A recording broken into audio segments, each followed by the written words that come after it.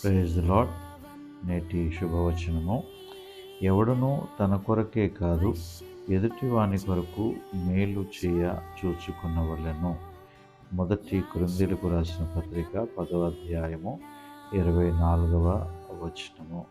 ప్రియమైనటువంటి దేవుని బిడ్డలారా, ఈ మాటలు పౌలు గారు కొరింథీ సంఘానికి తెలియపరుస్తూ ఉన్నారు. ప్రతి ఒక్కరూ కూడా తమ సొంత స్వార్థపూరితమైనటువంటి శ్రేయస్సు కొరకు కాదు, కానీ ఇతరుల యొక్క శ్రేయస్సు కొరకు కూడా పాటుపడాలి. వారికి కూడా మేలు చేయాలి.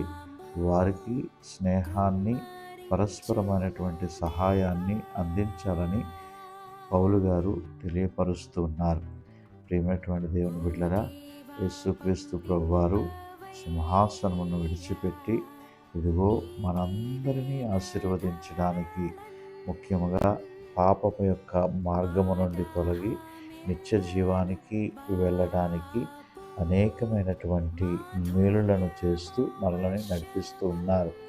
ఆయన యొద్దకు వచ్చే వారందరూ మేలులనే అనుభవిస్తూ ఉన్నారు. కనుక మనము కూడా ఎదుటివానికి మేలు చేదుముగాక.